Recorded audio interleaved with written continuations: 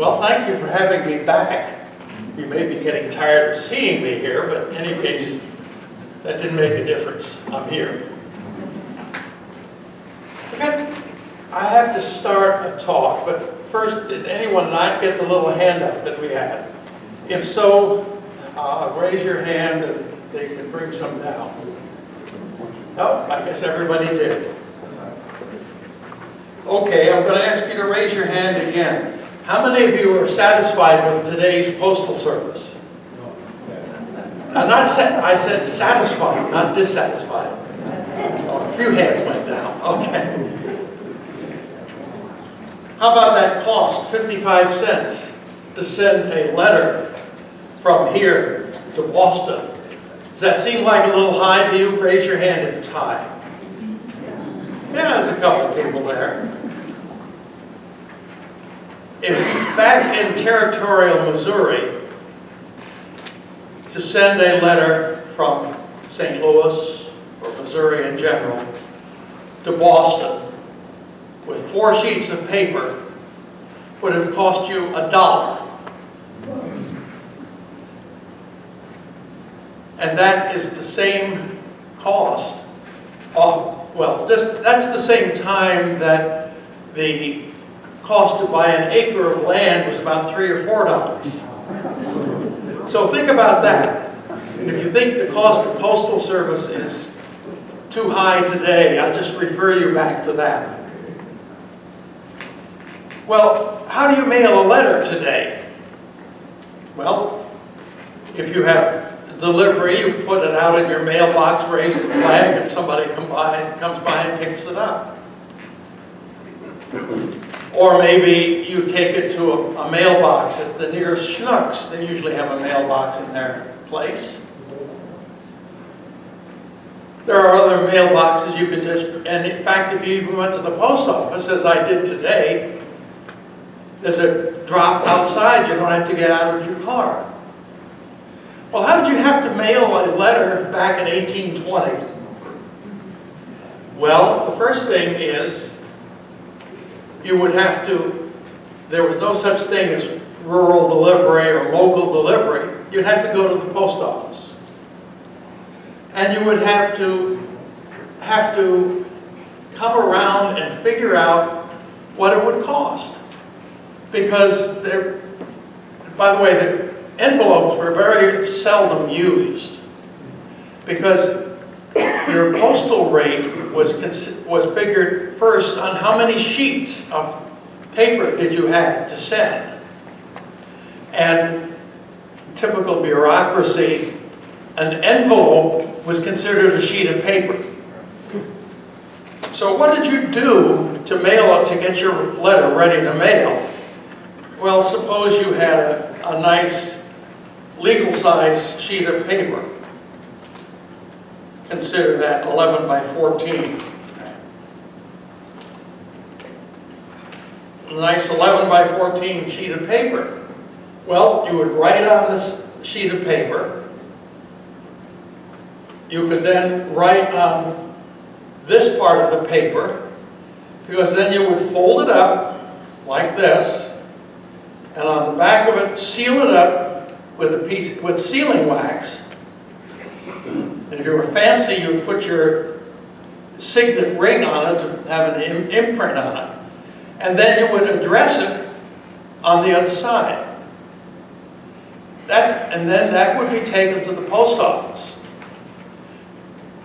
1 sheet, the postal rate would be there. If you had another sheet that you put on the inside, the post rate doubled. And the postal rate also depended on how far you were going to mail it. That's part of the handout. And if you're going to mail it over 500 miles, that's the reason I mentioned Boston, that's over 500 miles, the rate was 25 cents. If you had a second sheet, it was 50 cents. A third sheet would make it 75 cents, and that fourth sheet that I mentioned would have been $1 to mail. Well, then the postmaster would take this out, figure out what it would cost, how many sheets were in there, By the way, it didn't matter what size the sheet. If you had a sheet of paper this big, and you could fold it and fold it and fold it and fold it, that was still then a quarter to send to Boston. So if you had the paper, you could get away with an 11 by 17 or even bigger to mail it as one sheet. I've listed the postal rates in that handout, but there's another little complication, because you didn't have to pay for it to send it. If you paid for it, the postmaster would write the name of the town, the date, and paid on it. If you didn't pay it, you could still send it, but the poor recipient that got it in Boston would have to pay the dollar. It was considered, it would be able to be sent postage due. So things get complicated. And then even a little more complicated is the fact that postmaster had what was called a franking privilege. They could send their mail free. That was part of their compensation, because their compensation was based on how much mail they sent and took in. And they got between 50, for a small post office, they would get over 50% of the cost of postage that they collected. But some of these post offices back in this day would only sell less than $100, in fact, less than $50 worth of postage a year. And so it wasn't really economic to be a postmaster. Well, in a way, maybe, maybe not. But many of them, these postmasters, later particularly, were storekeepers. So that if you have a store that you're trying to sell your general merchandise and have a post office, you'll bring some people in. So let's start a little bit more about what the Postal Service was really like. Back at these times, the usual way that Postal Service started and extended in these new United States was from one town. People would move a little bit out of town, another 20 miles, and set up another little town, or 50 miles, so that the Postal Service tended to move incrementally from Louisville, maybe as far as Vincennes, Indiana. But after the purchase of the Louisiana became Louisiana territories, they already had a number of communities strong along the Mississippi River. St. Charles on the Missouri River, St. Louis, St. Genevieve, Cape Girardeau, and New Madrid were all existing towns. And there was a great gap of distance between the existing post offices and the needs for postal service on the west bank of the Mississippi River. Well, that wasn't the only problem. Before the purchase in 1804, in the Spanish territory, formerly French, there was no postal service. Any letters that were sent, there were two ways to do it. You had to get somebody that was going east, maybe to Louisville, to carry your letter for you to get it into the American Postal Service. Alternatively, if you were a military man, there were boats traveling up and down the Mississippi River, military boats that would carry the official business letters to New Orleans. But then you had a Spanish government before the purchase. You had predominantly French settlers, some Americans surely, but French. And now all of a sudden a bunch of Americans are coming in, and the government is changing a bit also.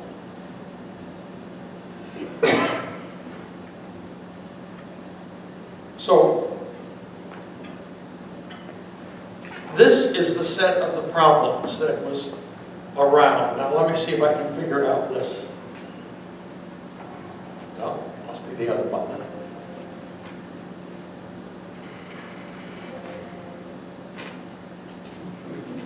Gonna be fast.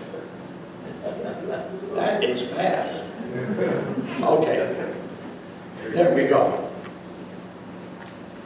The first post offices that we had in Missouri were these. The first one established was St. Louis in 1804. Rufus Easton was the postmaster. He had come to St. Louis as a lawyer. The Indiana Territorial government was actually in charge at first, and when the government came to St. Louis, he came with it. He was a territorial judge. Later, he represented the territory as a delegate in Washington. Then there was St. Charles and St. Genevieve. St. Charles McEnroe was the postmaster there. But not just that. He served as the sheriff and the tax collector and the captain of the militia. He also must have complained about the service because there are letters that were sent to him from Washington saying, we're going to take care of that bad mail carrier. Because the mail was carried, remember, usually in saddlebags by a post rider riding a horse. Joseph McFerrin was the postmaster in Cape Girardeau, and he had come early also, just about the time of the purchase. He also served as the clerk to several of the county courts there. He was also remembered as having almost illegible handwriting. When you first looked at it, it was beautiful, but then you just realized you couldn't read it very well. I've seen a lot of his handwriting, and I can now read it, but it took a lot of learning to figure out his handwriting. And so these are the kinds of people. He's also remembered for abusing his franking privilege. That is, he would send letters marked free to his father in Pittsburgh or to some of the brothers in Kaskaskia. And they are known also. Well, the Postal Service did expand. There are new post offices. One of the ones you might expect to find is out in what was mine of Burton, now Potosi. The lead district was a good commercial area, that lead mining district. But in addition, there are a couple of other post offices there called Big Shawnee and Little Shawnee, and we never know anything about them because there's never been any postmasters listed, but they were on the mail route between Cape Girardeau and St. Genevieve. So what they were, well, we know that there were Shawnee tribes in that area. So we really don't know anything more than that. There was another little town called Taiwapati. Isn't that a great name, Taiwapati? Yeah. Taiwapati. Anybody know where it was? Anybody? You know where Commerce is. That's very much you can see it on the map. Commerce was at the north edge of the Taiwapati bottoms. So, and then there was the earthquake in 1812-13. And that created more problems than just the mere earthquake. First thing is the post office shut down. But in addition, the Congress passed a law called the right of exchange. That is, it gave the people in the New Madrid area that had had their land upset by the earthquake, gave them the right to exchange their acreage for other portions in this new territory of Missouri. And much of that was out around Howard County. There was a new land office set up in Howard County at Franklin, just on the river. It was still there before it was flushed away by a flood on the Missouri, but it was there, and that was the official land, one of the official land offices. Another was down in Jackson in Cape Girardeau County. But the right of exchange let people exchange their land down in New Madrid area for new land out further west along the Missouri River. Well, you can imagine what happened when this occurred. The first thing is that speculators came in and bought up their rights, their land, without the poor inhabitant in New Madrid County knowing about this right of exchange. So people were swindled out of this land. And once they got the right of exchange, the speculators would go out and buy up land in Howard County and other places like that, Sheridan County. But then, in addition, those poor settlers back in New Madrid area pretty quickly learned that they had a right, and they were more than happy to sell their land to speculators, and again to more speculators, and again to more speculators. So you can imagine the troubles that all of this caused when somebody tried to exercise their right of exchange out in Howard County in Franklin. Well, that's a little more than you probably needed to know about Postal Service, but